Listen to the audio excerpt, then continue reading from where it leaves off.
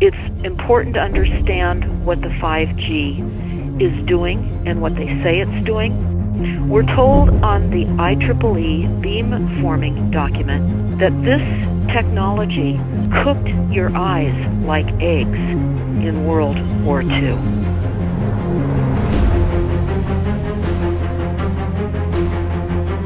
And you all need to understand these are military weapons. These are assault frequencies. If you garner nothing more than that, that's what you need to know. It's microwave radiation warfare, is what this is.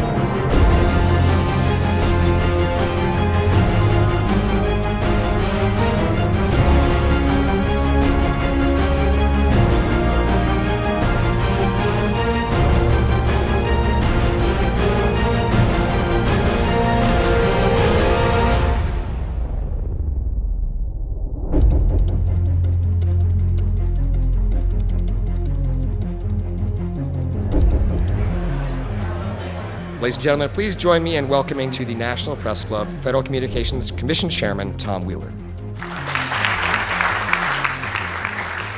It's an honor to be here at the National Press Club.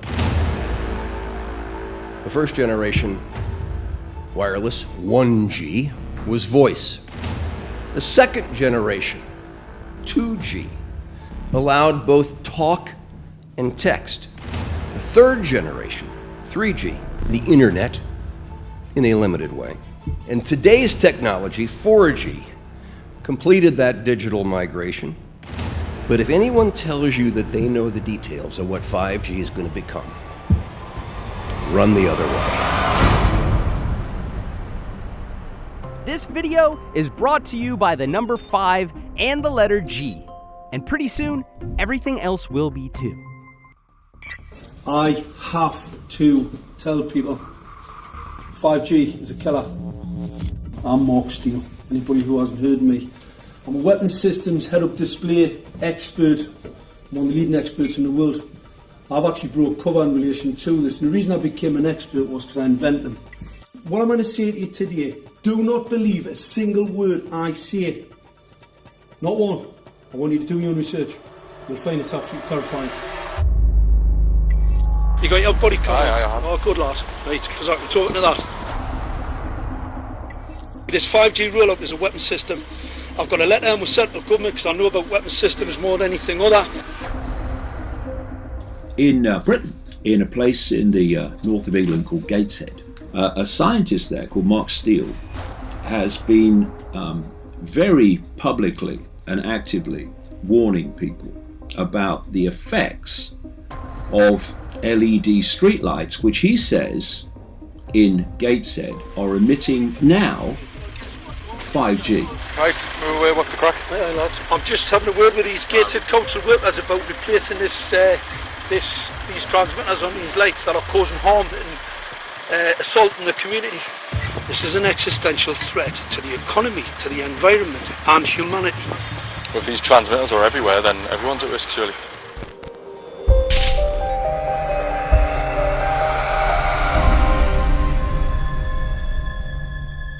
There's a lot of confusion about what 5G is. The G stands for generation. So you started off with the first transmitter system. Back in the 1980s. In the 80s, yeah. So you had 1G, then you had 2G. And as the generations moved on, you started to see more complex signal systems, cleverer pieces of antenna designs, etc., etc. So the whole thing became more data, quicker downloads, etc., etc. However, 5G is something completely different. Alright, let's get a breakdown. Let's tell the people what this really is. This is the 5G transmission device. Blinking heck, that's a hell of a beast, that, isn't it? These are the uninsurable transmitters. Just get a good look at that, guys, because obviously I know there's quite a few experts who want to see more detail about the transmitters and the chipsets. Just have a good look, boys. This is the control management system masquerade. There's an antenna there, you see that? What is this phased array antenna here? What's that? This is for phased array, alright? As you'll see, it's got a driver, it's got some chip there. It's one chip. Look at the chipsets on this. This is your dystopian world. What did Gateshead Council say? I'll tell you what, I think we better send some of these educated fools back to school, or just send them to prison, whichever's the easiest. I think prison's probably better. Alright, that's 5G, guys. That's 5G hardware. You must consider the whole part played by electricity in nature. Human beings cannot go on developing in the same way in an atmosphere permeated on all sides by electric currents and radiations. It has an influence on the whole development of man. This life of men in the midst of electricity, notably radiant electricity, will presently affect them in such a way that they will no longer be able to understand the news which they receive so rapidly. The effect is to damp down their intelligence. Such effects are already seen today. Even today, you can notice how people understand the things that come to them with far greater difficulty than they did a few decades ago. Rudolf Steiner, 1924. Rudolf Steiner noted that in 1924, since then our atmosphere has become far more permeated with electric waves of widely diverse types. There's no doubt now that electric waves, electromagnetic forces, cause direct biological effects. There's thousands of peer-reviewed papers on this subject. There's no doubt about it. But what are these effects? How are they affecting us? What can we do about it? We're now at a stage where we're putting in what's called 5G, which is a special type of broadcast for high-density information transfers. And it turns out that this is the same frequency bands that are used in crowd dispersal weaponry.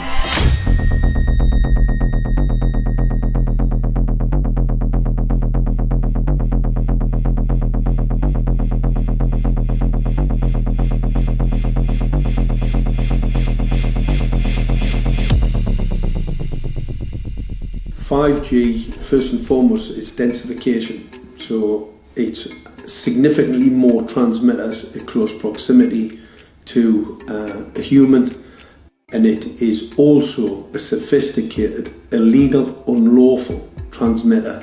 What I mean by that is it is a high gain dielectric lens antenna, and what that allows 5G transmitters to do is to 3D map its environment in your home. The 868 megahertz frequency is specific for battlefield interrogation systems, so sub-gigahertz. It allows the signal to travel through concrete brickwork with ease, and it can actually data gather. It is a target acquiring system. Phased array is basically radar off the battlefield. It is extremely good at identifying targets and being able to lock onto targets. And not only that, it can specifically target you as an individual. So any judge sitting on an interesting case, let's say, any lawyer, any barrister, anybody doing any work that is potentially controversial, your life could be at threat. So the antenna design that you currently have on top of these LED street lights, masquerading as a control management system, it basically battlefield interrogation equipment. The first phased array unit was actually called Mammoth, used by the Germans during the Second World War to identify Allied aircraft. Obviously things have moved on significantly since then.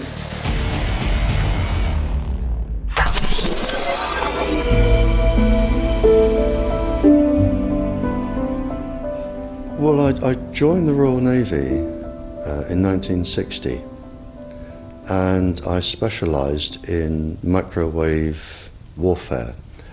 Radar, obviously, which uses microwave, but they don't just teach you radar, they teach you all about microwaves and other uses. So I understood about microwave warfare and how it can damage people, how it can harm people. Microwaves then were used as weapons, as they are today. It is a perfect stealth weapon, and when governments don't like a group of people, For instance, the ladies who protest at Greenham Common in England about the American missile base they camped, they were microwaved. We microwaved Catholics in Northern Ireland to make them sick. It goes on all over the world. And it's a weapon that you don't know you're being targeted, because the dose is very, very low, which is actually more dangerous than a high dose. It's very, very low, and it may take a year or two, but you can cause neurological damage and cancers with low-level microwaves, and you can make all your opponents sick. It's a perfect weapon for a government. Our impulses are being redirected. We are living in an artificially induced state of consciousness that resembles sleep. Their intention to rule rests with the annihilation of consciousness. We have been lulled into a trance. They have made us indifferent to ourselves, to others. We are focused only on our own gain. Please understand, they are safe as long as they are not discovered. Keep us asleep, keep us selfish, keep us sedated. Almost immediately, I had neighbours knocking on the door, talking about children bleeding from the nose. I had images posted on Facebook. And one neighbour in particular came to my door and mentioned the fact that since the LED street lighting had been installed, she was bleeding from the nose every single night. I thought it was unbelievable. However, I spoke to another neighbour who lived not far from the first lady who mentioned this, and she also confirmed that since the LED street lighting had been installed, she also had started to develop nosebleeds and had never had nosebleeds before in her life. That then put me on a journey to investigate. I measured microwave radiation levels from the transmitters on top of the LED streetlights. The basic 868 megahertz, it was significantly higher than the current Council of Europe 1815 resolution, which is a maximum of 600 millivolts. I've measured up to over 3,000 millivolts. 5 to 6 times higher than the guidelines. Significantly higher than the current Council of Europe 1815 resolution, which states that 200 millivolts should be the maximum. The Bioinitiative report states that it should be significantly less than that. So we've got the Council of Europe, that's, you know, the international criminal courts are stating that, you know, the learned judges have said that 200 millivolts, and I'm measuring in bedrooms in Gateshead minimum 600 and up to 4,000. Does this mean that in 2020, 2021, when 5G is destined to roll out globally, that you're going to get those kind of readings everywhere all the time? Everywhere all the time. Worse than that? Worse than that. Yes, 5G will connect the Internet of everything. If something can be connected, it will be connected in a 5G world. Hundreds of billions of microchips connected in products from pill bottles to plant waterers, requiring massive deployment of small cells. We won't wait for the standards. Now, to make this work, the 5G build-out is going to be very infrastructure intensive. We must reject the notion that the 5G future will be the sole provenance of urban areas. The 5G revolution will touch all corners, and that's damn important. The interconnected world of the future will be the result of decisions we must make today.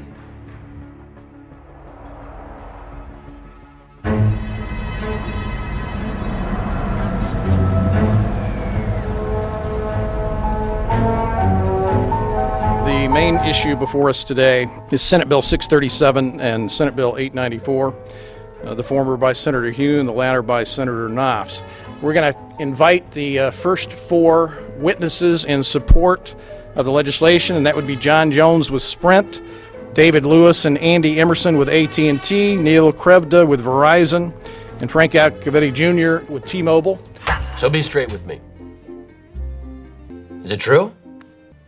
It could be. No, well, very few cases. There was an unfortunate incident out in Iowa. Look, gentlemen, practice these words in front of the mirror. Although we are constantly exploring the subject, currently, there is no direct evidence that links cell phone usage to brain cancer.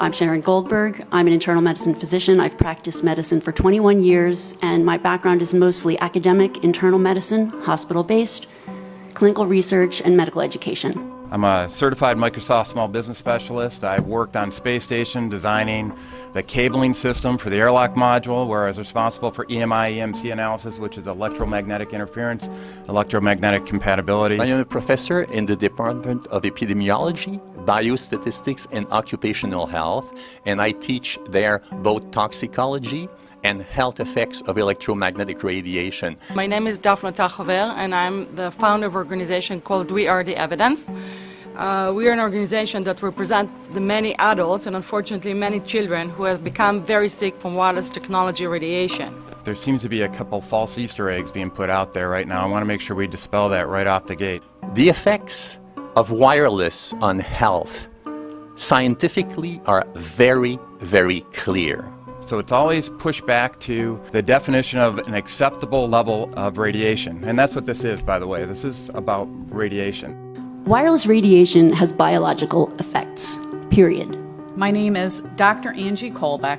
I've been reviewing the studies showing the impacts of wireless radiation on our health, and there are now thousands of studies showing the following adverse health impacts to wireless radiation: cancer, oxidative damage, DNA damage, DNA failure. Things like memory, dizziness, anxiety, brain fog. Headaches, nosebleeds, cognitive problem, exhaustion. We have evidence of DNA damage, cardiomyopathy, which is the precursor of congestive heart failure. Short and long-term memory loss, decreased attention spans, lower reaction times, even involuntary contractions of muscles causing misalignments of spines and jaws. Breast cancer. We suddenly have breast cancer in women who have no DNA predisposition. Disrupted immune function and change in stress proteins, reproductive and fertility effects. There are dozens and dozens of studies that show beyond any doubt what this radiation is doing to our sperm. Now, if you take the cell phone out of your pocket, the sperm will recuperate within 3 to 4 months. What would not recuperate would be the damage to the DNA of the sperm. That is irreparable. The wife of the ex-governor of Indiana was diagnosed with glioblastoma. Same brain tumor Ted Kennedy had and John McCain had. Did you look at John McCain's scar? This is a cell phone brain tumor. LeBron James, one of our sports people, had a salivary gland tumor. That is another cell phone tumor. You didn't hear about it because immediately after that was discovered, he was paid by Samsung to become their spokesperson. We are seeing increases in brain tumors. We're seeing increases in Alzheimer's. We're seeing increases in all of the neurotransmitter diseases, ALS, Lou Gehrig's disease, Parkinson's. These are all disease systems that are known to be associated with low-level energy exposures. We talk about 24/7, around-the-clock exposure, wherever you are and your whole body. You never get away from it. And it seems from our studies that maybe your immune system can cope with for a time, but it will deteriorate. Then the irradiation will definitely damage cells at a deeper level, and the question is what will then happen? These are out of peer-reviewed papers, so these are not just hypochondriacs thinking that they're doing it. We're having real problems with this. This is no longer a subject for debate when you look at PubMed and the peer-reviewed literature. These effects are seen in all life forms: plants, animals, insects, microbes. So 5G is not a conversation about whether or not these biological effects exist. They clearly do. There is scientifically evidence that is so strong that you can be certain that the standards used by the FCC to manage health effects are wrong. We need to start measuring how much radiation are people being exposed to. before we roll out 5G, there are 4 kinds of electromagnetic fields that we know are harmful to human health. So radio frequency radiation, magnetic fields, dirty electricity, and electric fields, okay? Our exposure, any given person, and all humans are affected by EMFs. What is our exposure in a day? It's not one cell phone. It's cell phones, it's multiple wireless networks, it's smart meters, it's cell towers. It's this sandwich, and it all adds up. The data we're going to look at are all published science, testing results, or public standards.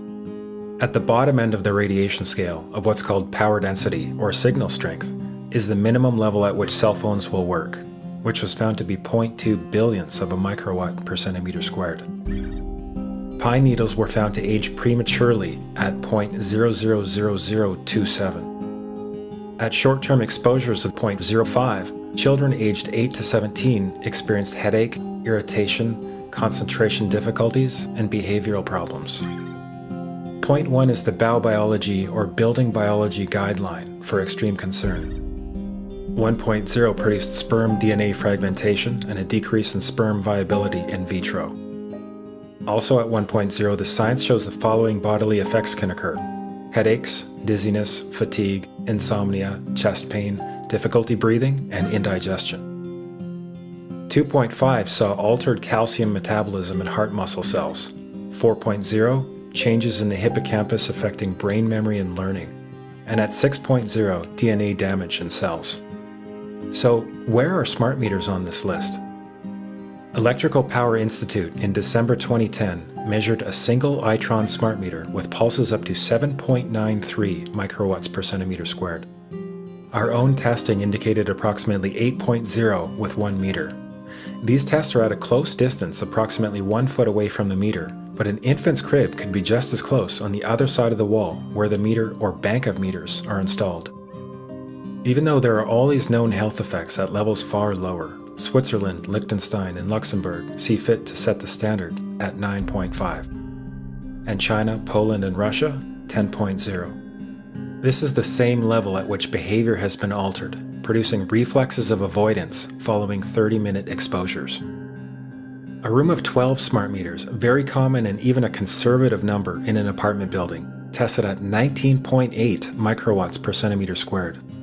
This is hundreds of times higher than levels which clearly indicate harmful effects.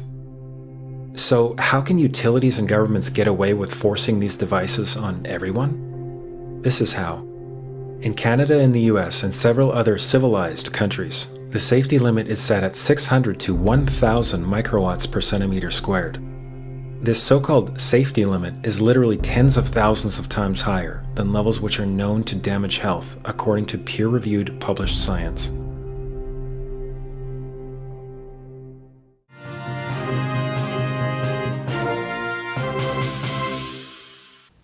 Faster, better, more reliable internet. That's the promise of 5G technology, but there is also the peril. Health hazards associated with radio frequency that is higher also and requires more transmitters and antennas. And the stark, simple fact is the health hazards are unknown and unstudied. And that is a sign of neglect and disregard on the part of the Federal Communications Commission that seems unacceptable. There have been no answers so far. The FCC basically has said everything's fine, but in order to reach a conclusion about the health and safety of this new technology, we need facts. Mr. Chairman, thank you for having this hearing. 5G, as you well know, also uses higher frequency waves that don't travel as far and will rely on a network of hundreds of thousands, potentially millions of small cell sites. And the question then is, are there any health implications, any public safety implications to those additional sites that are likely to be located close to homes, schools, workplaces, and closer to the ground, correct? Correct, Senator. Yes. So my question for you, particularly Mr. Gillen and Mr. Berry, how much money has the industry committed to supporting additional independent research? I stress independent research. Is that independent research ongoing? Has any been completed? Where can consumers look for it? And we're talking about research on the biological effects of this new technology. Thank you, Senator. I think, thank you for your focus on the issue. Safety is paramount, and as you alluded to, we rely on the expert agencies, we rely on the findings of the FDA and others as to the requirements to keep all of us safe. There are no industry-backed studies, to my knowledge right now. Happy to visit with you as to what opportunities you think there needs to be more studies, and we're always for more science. We also rely on what the scientists tell us. So essentially, the answer to my question, how much money? Zero. I can certainly follow up with you, Senator. To my knowledge, there's no active studies being backed by industry today. Anybody else know of industry commitments to back research, fund it, support it, to ascertain scientifically the health effect? No, I'm not aware of any. So there really is no research ongoing. We're kind of flying blind here, so far as health and safety is concerned. Thank you, Mr. Chairman.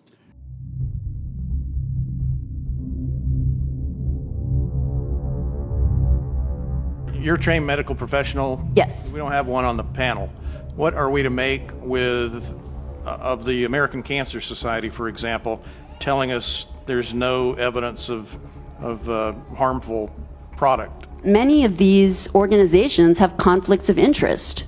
Very briefly, if you can, what do you mean by conflict of interest? One of the first things that you teach residents is that you always have to look at the funding.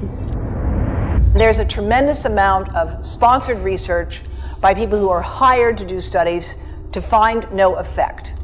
And that's plagued this field in a number of countries.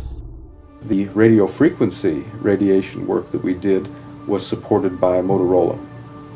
The relationship was really very cordial and very stress-free, but only up until we started generating data. These folks were very, very upset and began to talk about how are they going to handle this, what sort of spin can we put on this, what can we expect from this, and from that point on the relationship changed. What we saw was that Motorola began to exert more and more control over the work, telling us what to do, telling us how to write abstracts, what to say in the abstracts, what to say in the papers, how to do the work. No, don't do this. Yes, do it this way. This was unacceptable. I had completed our study of DNA damage, and I submitted the final report to Motorola. They simply weren't willing to accept my interpretation of my study, my evaluation of my study, my knowledge of science at that point, and tried to urge me not to publish the study. Did you hear about people coming to you as far as having complaints about illness? We were made aware of health complaints following installation of smart meters, and we wanted to verify this using our field work. So I measured the field of about 30 different people while they stood 1 foot in front of the smart meter, and in every single case, the human energy field was obliterated as they stood in front of the smart meter. So in our first slides, what we see is normal cells, and the structure of the cells is intact and sound. This is what we would expect from a normal sample. So after 2 minutes of exposure in front of the smart meter at about 1 foot away, we see a totally different story. Sample 1, you can see a lot of degradation in the cells. The cell walls have been broken, and you see changes in the cells which are called mycoplasma. It shows a mutation to the cell. In the second sample, we see a different type of degradation to the cell membranes. You can see a corrugation here. This is called bottle cap formation, and it's known that this occurs due to oxidation or exposure to free radicals. So this third subject, when we did her sample, she had to be pulled away from the meter after 45 seconds because she complained about an increasingly severe headache. And here you see a phenomenon called rouleau, where the red blood cells are stacking up, which makes it very difficult for the blood to deliver oxygen to the tissues as they would be their normal function. Every single one of these is a degradation. Every single one of these shows a trauma to the blood cells, and that came from something, and the only variable was the smart meter.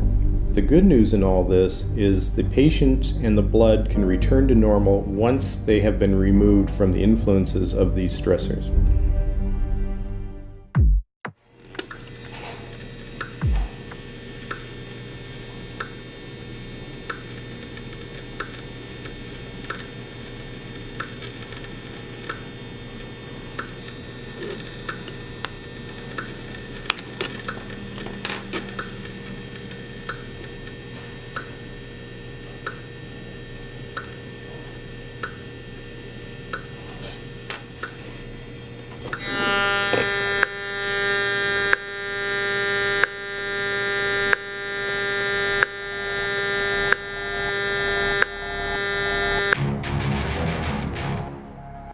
Some of the effects that we can look at, well, one thing is just our regular Wi-Fi, 2.4 gigahertz. That's in the same range as microwave ovens, which are also called radar ranges, because that is radar. 2.4 gigahertz is interesting. It's not the peak absorption rate in water for microwave frequencies, but it's at a point where it allows full penetration, because if it came in at the peak, it would prevent the insides from getting warm. So that's with basic Wi-Fi. Now when we look at 5G, 60 gigahertz, this is what they call active dispersal sort of weaponry, just to keep people back. It burns the skin. It doesn't penetrate, but 60 gigahertz is the frequency of oxygen molecule absorption. Since they have electrons that they share with each other, what we breathe is actually O2, pair of oxygen. So being bombarded with 60 gigahertz could very well impair our oxygen absorption rates in our body, and thereby the whole basis of our living system. Martin Pall says, putting tens of millions of 5G antennas without a single biological test of safety has to be about the stupidest idea anyone has had in the history of the world.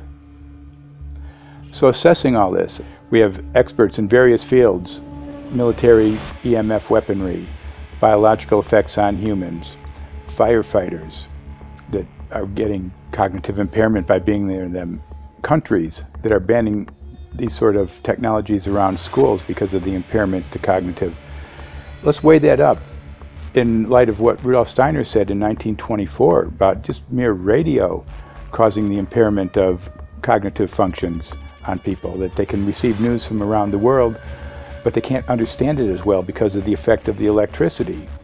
We have to say, something smells sinister here.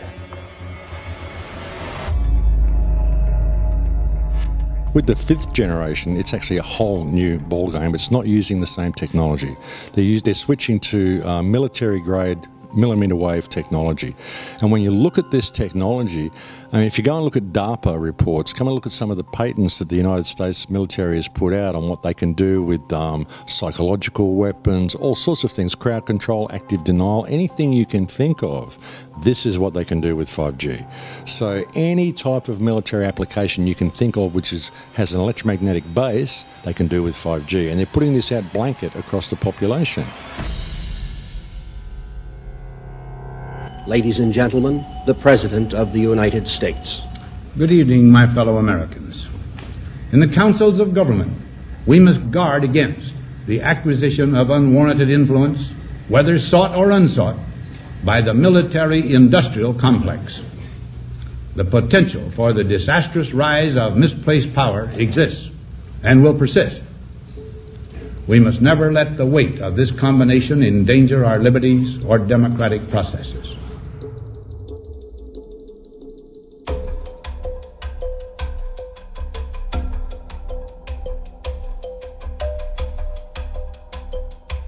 The FCC is a capture agency. They probably conducted what I believe to be the biggest fraud on the public ever conducted.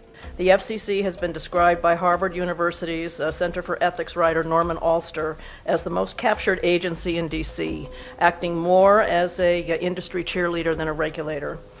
This is especially true today with 5G, where there are serious safety concerns and potentially misleading information coming from the FCC.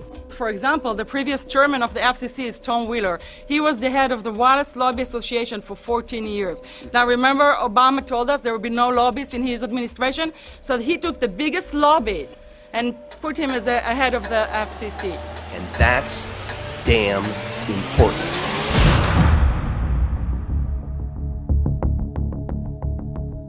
In 1993, the FCC started a rulemaking to adopt the IEEE regulations on this issue. IEEE is an engineer association. Why is it that we adopt regulation of engineers who maybe know how to measure this radiation when it's passing a wall, but not when it's passing a body? All our health agencies objected it, saying that it makes no sense to adopt engineer association, that they had not even one biomedical person on their team. They are effectively indemnified against adverse health impact lawsuits when the acceptable limits are higher than the limits actually shown to show harmful health effects. The FCC guidelines were developed for short-term exposures, 6 minutes, 30 minutes, depending on it's a phone or an outdoor exposure. And they have absolutely no connection to the biological effects that have been very clearly summarized in the Bio Initiative. So as you can see, there's a number of individuals in this room today that have serious concerns about this as regards to their health. If one of your companies decides to put one of these small cells up at a pole that's within, say, 50 feet of one of their houses, what recourse do they have to say, is there a way to move it somewhere else? There's language in the bill so that the authority can require the applicant to come forth with certification of compliance with the FCC's rules related to radio frequency emission.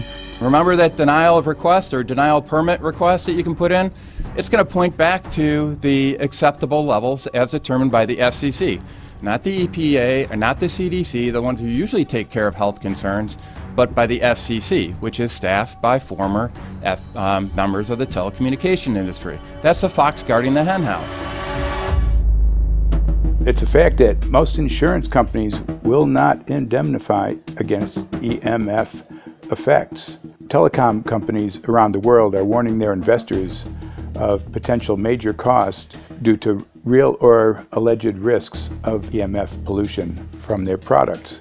Interestingly enough, they're warning their investors, but they're not telling their customers. They're basically keeping it quiet because that's where their money comes from. So we're using technology that could be very potentially harmful to us, and the investors know it. But their only worry is that they might lose money, not that our health might be affected. First of all, I think what you should really think about is why is it that they're not insured? It's not that they chose to be self-insured. They're actually rejected by the insurance company from being insured because they understand the risk. And so the insurance companies, the big insurance companies, will not insure the telecommunications? So there's insurance companies, and then there's what's called secondary insurance companies. Secondary insurance companies are the insurance companies that insure the insurance companies. So in an event, an insurance company, let's say I insure Verizon, and it may not be able to meet the claims, then the secondary insurance company is kicking in. Like Lloyd's of London. Sorry? Like Yes, Lloyd's of exactly. London. So two leading ones would be Lloyd's of London and Swiss Re. Both told the insurance company not to insure the wireless industry, and this is why they're not insured. And that should give you a hint. Now, this is exactly why they have to prevent a lawsuit. And how did they prevent lawsuit? That goes back to Section 704.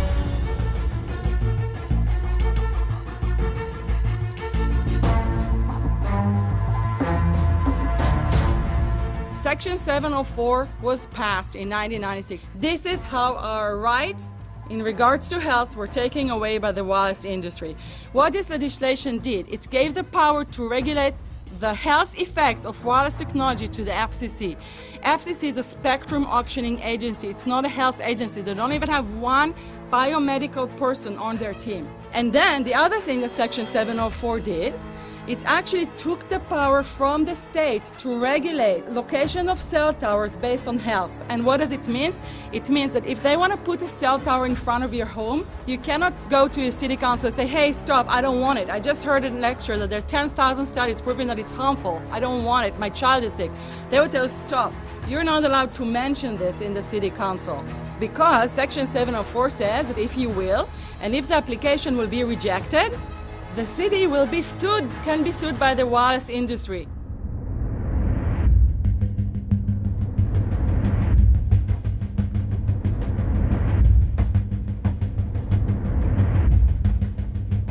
A major U.S. government study on rats finds a link between cell phones and cancer. Very first government study linking the radiation from cell phones to cancer. 2-decade, $30 million federal study out today found there is some evidence of a link between cell phone radiation and brain cancer. Professor, what is the NDP? I've heard that study several times. NDP is what? So it's a $25 million study on the rats and mice that was supposed to demonstrate that there were no effects of radiation below thermal. And in fact, it demonstrated exactly the opposite. And it follows on the heels of two major studies on animals that said exactly the same thing. And that study was designed perfectly to make sure that it cannot be challenged, that there will not be any doubt. That's why it took them 14 years. That's how they prevented discussion of health. And why do they want to prevent discussion of health if there's no problem with health? Simply put, FCC is completely unprepared, unable, and possibly unwilling to oversee 5G for safety, even as it barrels toward us. They are falling back on tired definitions and panaceas long since disproven by science. To make matters worse, recent FCC rulings and numerous industry-friendly bills passed at state and federal levels between 2016 and 2018 removed the last vestiges of local and state review over infrastructure siting, just when we need it the most. When those first studies were performed years and years ago, nobody knew about the importance of the microbiome, the role of the microbiome and the immune system, and even less the role of the microbiota inside our brains, that is, the microbes that are normally resident inside our brains, whose influence on brain function is nothing but immense. And you may think, well, who cares about the microbes? The less microbes we have, the better it is. Well, we know by now that this is not absolutely the case, because microbes are truly essential for the development and function of all our organs and systems. Our immune system is based on the microbes we have in our gut. And our brain also has microbes that influence its function. In tests, it's been found things like mold. If you grow mold inside a Faraday cage, it'll grow one way, and then even if the electromagnetic fields are around, take the Faraday cage away and some sort of 600 biotoxins are developed within the mold because of the effects of the EMFs upon it. Electromagnetic fields, even of weak quality, have an effect upon our microbiome, which is really essential to our whole being. This is going to eviscerate microbial DNA inside human beings, which is our effective operating system, number one.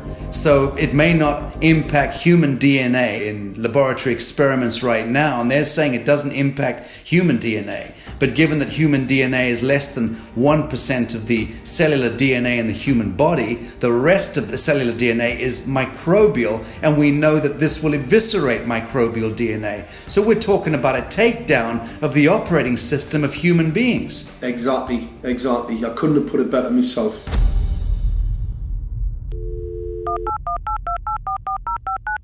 John Brandt. Morning, Mr. Brandt. Wow, this is Amanda from Virginia. Hi, how are you? Hi, I've been trying to get a hold of you for months now. You guys are covering up chemtrails. No, we are not covering it. We have no reason to cover up chemtrails. Of course, you have every reason to cover it up. Every reason. It's called What losing your reason job. would that be? Oh, well, you personally, you would lose your job if you were to reveal anything to me, and it's probably unsafe for you to even be speaking about this, considering the types of individuals you work for. It's not unsafe. It is unsafe. There's no problem with us talking on, you're a citizen, you're making a complaint. Oh, Lord have mercy on myself. It's a complaint in an area that we don't have authority to regulate.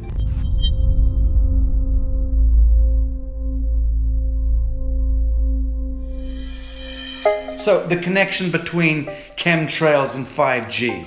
It's all interconnected. The metallized particulates that would allow the 5G phased array, so basically the radar that would allow it to be able to identify you, so it can watch you, it can identify you in your own home 24 hours a day, 7 days a week. For the last X amount of years, we've been through chemtrailing, and that is now the cat is out of the box. We've had these nanoparticulates raining down on humanity for years now, impregnating our bodies, by best accounts staying inside our bodies. Those nanoparticulates, what you're saying, are building up a kind of a phosphorescence glow capability so that we can be flagged up in our homes, behind concrete and steel, inside bunkers, in the basement, doesn't matter where you are. The 5G will be able to now triangulate, map and read you, because you as a living being are impregnated with these nanoparticulates, which are acting as a kind of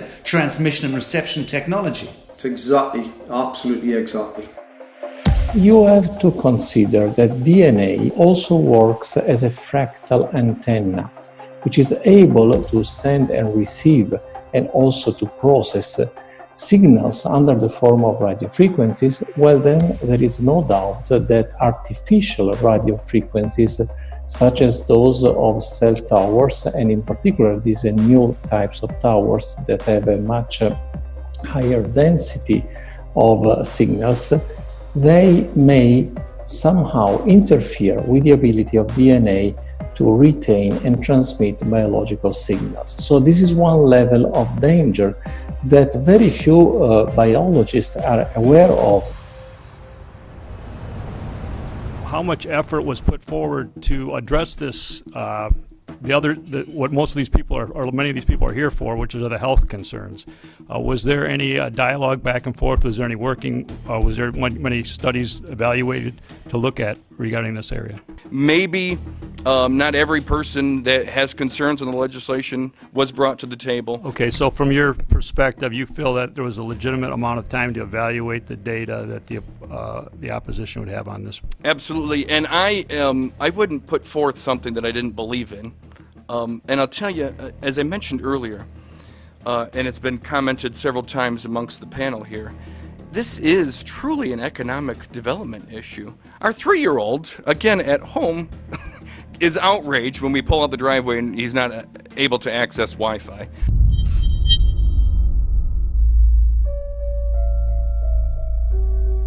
I think anyone who puts Wi-Fi into a school should be locked up for the rest of their life.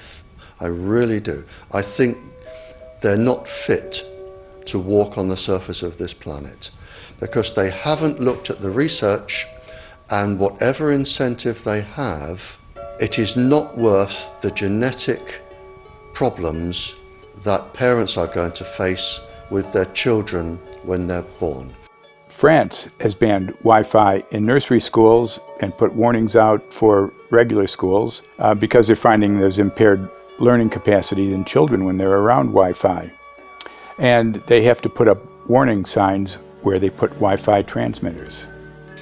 When I got sick and I learned that they're putting Wi-Fi in the schools in Israel, I was very sick at the time, but I could not tolerate the thought that children in the schools will become as sick as I have. And after a few months of correspondence, I submitted a Supreme Court case in Israel to ban the use of Wi-Fi in the schools and replace them with wired network. The 4 top diseases that kill our children, our young adults right now, are brain tumors, thyroid cancer, testis cancer, rectal cancer, everywhere we put our cell phones. And a lot of our children are sick and they're being misdiagnosed and mistreated because the wireless industry has put billions and billions of dollars in the past 30 years to mislead the public as to the health effects and keep the public uninformed. We are performing an experiment on children. We are exposing children to microwave radiation for 6 hours during every school day.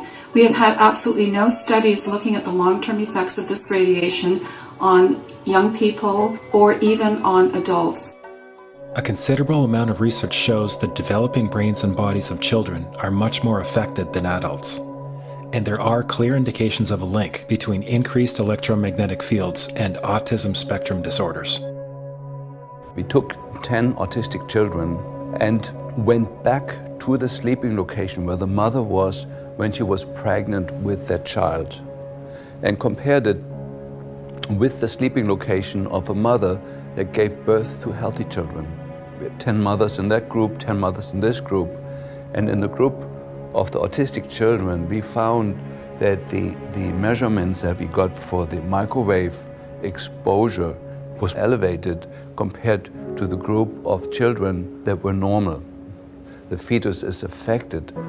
The exposure to man-made electromagnetic fields has become the first factor that could be isolated ever in autism that could predict autism. The fifth generation of wireless technology, or 5G as it's being rolled out worldwide without safety testing. Let me say that again, without safety testing. And how we've got scientists and doctors and environmental organizers saying, stop this. Because in terms of the effects of wireless radiation, the science is in. Wireless radiation can lead to cancerous heart tumors, brain tumors, DNA damage. Wireless radiation is linked to infertility, to autism, Alzheimer's, and more. And guess what? All the effects that I just listed, those are some of the effects that are known according to the technology that's being seen today. First of all, you have to know that we know that the other EMFs that we're exposed to are already known to be health risks. And basically that 5G, because of the frequency that's going to be used and because of the extraordinarily high pulsation levels that will be used, is a much bigger threat to our health than the things that we already have, which are very substantial threats to our health. We're not just talking about the intensity. We're talking about the frequency and the very high level of pulsations. There's a huge literature which shows that pulsed EMFs, EMFs that pulse up and down very rapidly, are in most cases much more biologically active than our non-pulsed EMFs. Every single wireless communication device communicates via pulsations, but the industry completely ignores this issue. The problem with 5G is that they're planning to put out tens of millions of these antennae all over the place without doing one single biological safety test. Are you implying possibly that we, the consumers, are the guinea pigs since they haven't really done tests to see the effects in a smaller setting? I mean, that's not an implication, it's a statement. We are, yes. Cancer is not the main concern that I have. I'm really concerned about sperm count and about effects on pregnancy. How many of you know that 1 in 6 American couples is unable to have a child when they want to? How many of you know that last year the birth rate in this country dropped the most that it ever has in recent history, 3% in a single year? People look at the sperm, and people use cell phones, and the sperm, usually sperm swim, and they swim straight. But if you expose them to radio frequency, mobile phone waves, they swim in a circle. Studies have been done here in Australia, taking sperm from healthy men. And one test tube gets exposed to cell phone radiation, and one test tube is not exposed to mobile phone radiation. And then the results are evaluated. And this is a measure of vitality. We measure how well the sperm swim. This is a measure of motility. This is a measure of mitochondrial DNA damage. They have 3 times as much damage on their DNA if they have been exposed to mobile phone radiation. The data on that are rock solid. Cell phones can damage sperm quantity and quality. Your embryo, your uterus in the fetus, where your child is developing for the first 100 days, in the ovaries, the eggs do not have that protection. So they are at maximum risk from radiation. And for the first month or so, you wouldn't even know you were pregnant. You wouldn't even be taking precautions. That is the main danger area. So you give birth to a daughter, but her ovaries are now contaminated.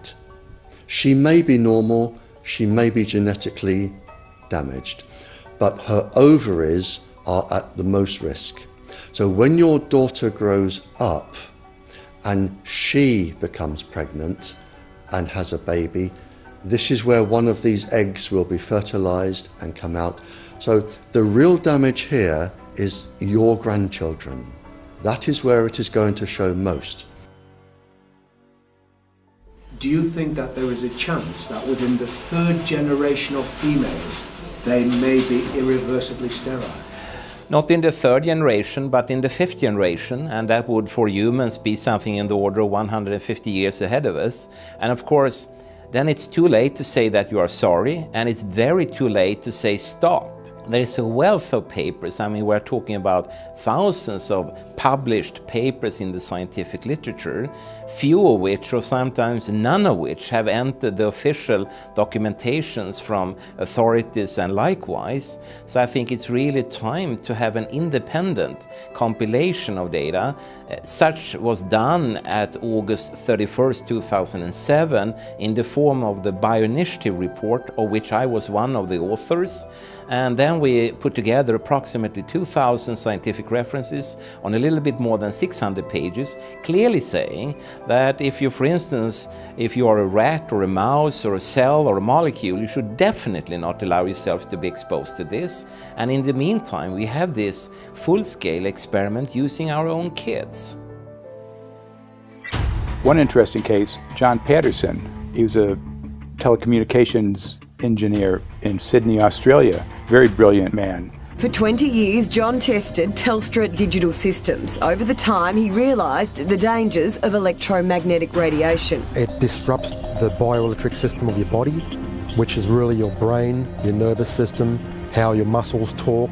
And he tried warning of these effects through different agencies, through his company. Got all the test gear out and measured it and drew up a report, and I was immediately removed from service. Finally, in 2007, he took matters into his own hand. He commandeered a used British Army tank and went and destroyed 6 cell phone towers in Sydney, Australia, because he wanted to stop this. He was trying to make a point. The message was that how dangerous it was. You know, these people were elected by us to manage our infrastructure in a responsible manner. That is the sole purpose of government if it's going to exist at all. And if it doesn't do that, then it has no right. It is invalid. So we need to pull this infrastructure down. We really do. But in order to do that, I mean, we can't just be some violent domestic terrorist. You've got to bring this awareness to the people that these towers are doing them damage. You don't need bandwidth that fast. And they're not doing it so you can download movies quickly. They're doing it so they can track every single thing you do and bring in this social crediting system to control even everything you think. There's a story about a lady called Claire Edwards. She was a United Nations staff member, and she was warning of the potentially catastrophic dangers of 5G technology.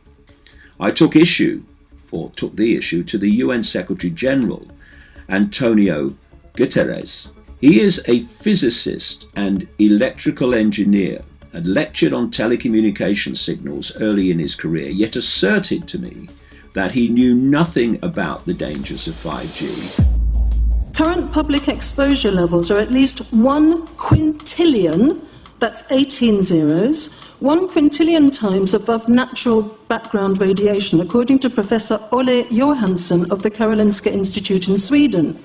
The highly dangerous biological effects of EMFs have been documented by thousands of studies since 1932, indicating that we may be facing a global health catastrophe orders of magnitude worse than those caused by tobacco and cigarettes. 5G is designed to deliver concentrated and focused electromagnetic radiation in excess of 100 times current levels in the same way as do directed energy weapons. There is currently an international appeal signed by 237 EMF scientists from 41 nations urging the UN and particularly the WHO to exert strong leadership in fostering the development of more protective EMF guidelines, encouraging precautionary measures and educating the public about the considerable health risks, particularly the risks to children and fetal development.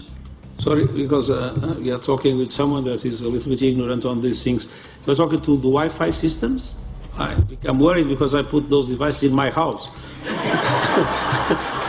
I will have to, I confess my ignorance on this. We will have to, but I'm going to raise this with WHO, which I think is the organization that might be able to deal with it properly, because I must confess I was not aware of that danger.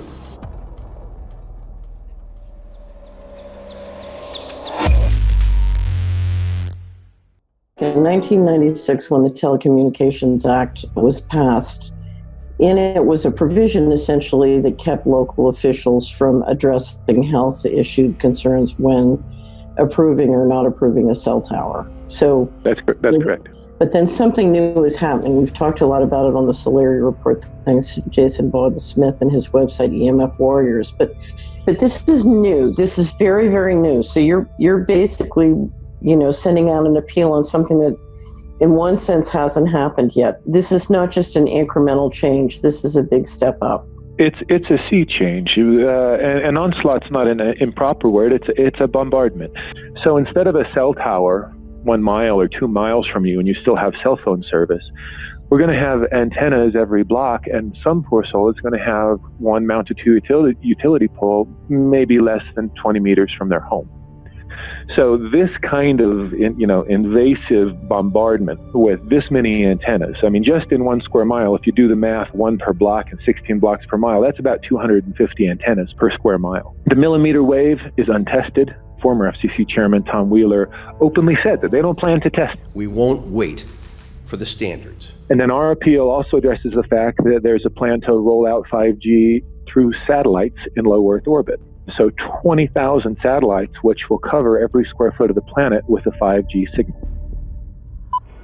6, 5, 4, 3, 2, 1. Night after night, politicians and other leaders were telling Americans that Sputnik revealed that we were at great risk. Not just our pride, but our security is at stake. If Russia wins dominance of this completely new area, well, I think the consequences are fairly plain. Probable Soviet world domination. We choose to go to the moon in this decade and do the other things, not because they are easy, but because they are hard. Because that challenge is one that we're willing to accept, one we are unwilling to postpone, and one we intend to win. Welcome, everybody, to the White House. This is White House 5G Summit. My name is Justin Clark. I'm the Director of Public Liaison, and we are thrilled to have you here today. Really happy to be joined by a lot of leaders in industry, members of Congress and the Senate, White House leaders on this, and people from the FCC. Before we start, one, we are government, so don't assume we know anything, okay? I do agree, I don't know anything. I have become accustomed to giving speeches in my new position on subjects about which I frankly know very little, and we need more cell towers and connections in Connecticut, my home state. It's ridiculous. The U.S. is in the lead thanks to our private sector as well as the work of the FCC and this administration overall. But China and South Korea and many other countries are eager to claim this mantle. We have every intention to deploy 5G first and reap the benefits of faster and more robust wireless. Yes, I hope we beat China, of course. And get to gigabit speeds and low latency, and the race has begun.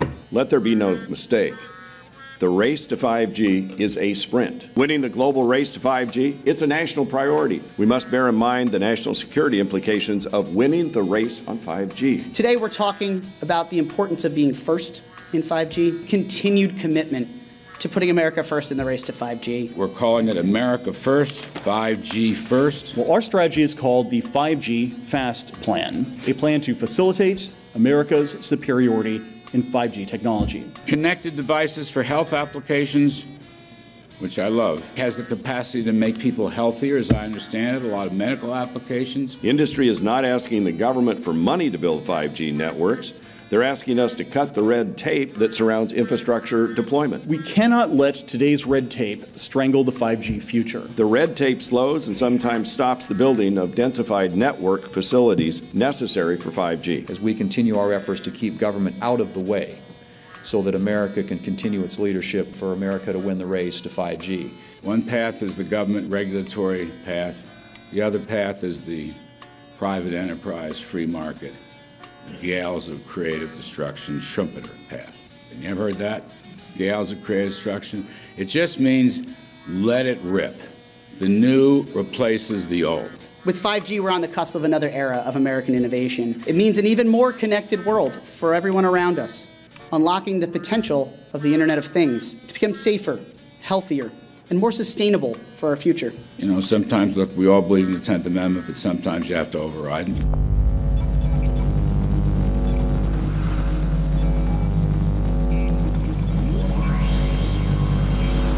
By the way, the 1996 bill permits that kind of override. We're not here to be completely heavy-handed, but sometimes you got to do what you got to do. And some of these states or cities that don't want to cooperate want to shake us down. We can't allow obstacles and barriers to stop this movement. That's all.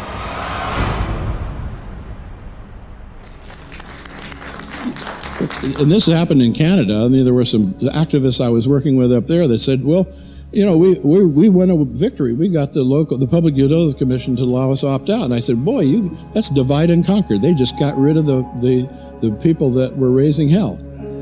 So, you know, that's not the answer. We need to opt out everybody. An opt-out is an agreement to pay to not be harmed. An opt-out is volunteering into extortion. An opt-out says that if I don't pay you, you have the right to harm me. So that doesn't work. This is a mandate. This is being pushed down your throat by a company that is not responsive, by a government that is not responsible, and it's being done in a collusion that's designed to undermine the individual rights of individual people in communities across the country and around the world. The Minister for the Environment has a duty. His duty is primarily to ensure that there is cleaner, better, healthier environment for people in this country. It's a simple duty. He also has a responsibility in regard to science and innovation to make sure that that happens. What seems to be happening here, in fact one could say undoubtedly happening here, is he's using science and innovation to ensure that our right to life is threatened. There have been no public debates. There is no public discourse. There are no public disclosures as to why, when, how, what is going on in regard to 5G. That by itself is a breach of ministerial responsibility, and one which we really should look at in terms of a private prosecution against the ministers who have failed to protect our right to life. Okay, smart technology, smart meters, smart cars, not that smart, huh? What does smart mean? Anything that has smart attached to it, secret militarised armaments in residential technology. That's where smart came from. And smart, every bit of technology that you see today has all been developed for either some type of battlefield, some type of intelligence gathering system, and obviously these developments have to be commercialised, and people have actually took them into their homes. The definition of a smart grid is a wireless system that will fundamentally turn every single appliance in your home into the equivalent of a transmitting cell phone. That's every computer, every television, every furnace, every air conditioner, every coffee machine, every printer, every single appliance that you have in your house will eventually, in a smart grid, have an antenna that's embedded into it that will transmit your usage data to a smart meter on the outside of your home that will then transmit your usage data to another tower receiving that usage signal that will then go to the utility company for supposedly billing purposes. Not all signals will just be about your individual use. There will be aggregate meters that will bounce signal from house to house to house within a neighborhood that will then accumulate all of the usage data that will transmit that to the utility company. Now, what that will do is that the end metering system that is transmitting all of that data will be firing an RF signal at many, many times a second, which will increase the average homeowner's radio frequency radiation exposure exponentially. This picture shows some aphids on the leaf of an orange tree shortly after radar equipment was installed at a nearby airport a number of years ago. I noticed that every few seconds, all the aphids would tense up in unison and do sort of a little dance, as you see in the picture. Upon further investigation, I found that the interval of time between the activity of each dance coincided exactly with the rotation of the radar rotor device at the airport, which was a distance of approximately 14 miles. The antenna arrays create this steerable beam, which helps concentrate the energy. The beams get pointed at the user. What's a MIMO tank? Massive in, massive out. British government have got a plan to roll 400,000 out. This is so that you've got 5G in every nook and cranny, every part of the countryside, so that you can have autonomous tractors, believe it or not. However, those transmitters, these are radar. It is phased array radar. Though that radar signal sweeping the countryside will kill every pollinator, every biological structure, it will sterilise livestock, it will kill the ground, consequently land won't have a value, obviously farmers will die, the community will be under attack. The community will be under attack. If we can't produce food, if we kill all the pollinators, we're in serious trouble. The takeaway is that 5G, the $1 trillion rollout of 5G by our friendly local government, is definitely a weapon system masquerading as a modern efficiency technology. It most certainly is, and what I put it down to, it's economic terrorism. There is no value, nil, in killing off your population, in destroying your ability to grow food, to kill all your pollinators. They may have a nice financial number on a piece of paper, but in reality, dementia, diabetes, all the things that are currently crippling the NHS, a burden on the country, illness, mental health issues, the focus of that cause can be identified and has been identified in the science. The science is proven. The epidemiological data that we're seeing on the street is now substantiating that science. The DNA inside you, the mitochondrial DNA, you can trace unchanged to your mother, her mother, her mother, right the way back to the beginning of the human race in Africa, the Stone Age. It is unchanged, the mitochondria, and that is being unchanged in your children, which means if you damage it, your child could be genetically damaged, then her child, and her child, and her child, forever. You are condemning the future generations of every single child. There is, however, a light at the end of the tunnel, or there is some ray of hope. Thanks to the principles of biological quantum entanglement that we have learned how to exploit in the field of biology and medicine, now we can transfer the information from the microbial DNA to the human DNA. And in so doing, we can train, so to speak, the microbes to withstand whatever extreme condition they are exposed to, including this new technology. And then we can train them to transfer this resilience of theirs to our DNA. So let's say that there are good reasons to be worried about the introduction of these new technologies, but fortunately, since the knowledge in the field of quantum biology, in the field of microbiome medicine is advancing as fast as potentially harmful technology, then we can exploit this knowledge to protect ourselves from any real potential or perceived danger from these new technologies. I've met with molecular and cellular biologists, with blood microscopists, with weapons development experts, frontline activists and researchers, and all the stories I'm hearing from these experts and pundits leads to the same thing. 5G is almost certainly the end game. It is an extinction event brought into our homes, into our classrooms, onto the high street, into the very cells and DNA in our human bodies. It is such a perilous threat that it is almost impossible to imagine, let alone describe. When the 5G signature goes live, it will tap into a multitude of satellites which are in geosat orbit around the surface of the Earth. Millions of surface antennas will pick up that signaling and will then scatter the signaling into hundreds and hundreds of millions of different micro antenna systems set up on street lamps and even in your home, which you're not aware of incidentally. The LED light bulbs in your home invariably contain the micro or nanotech lens flare capacitors which will receive the 5G signaling, and it will proliferate the 5G signaling everywhere by exploding the signal into billions of photons which will target everything all at the same time. This is stealth technology. This is invisible science. But what it means in simple terms is that you will be flagged up, visible, trackable inside your own home. Anywhere you move on the surface of the Earth, they will have a lock and load tracking capability over you.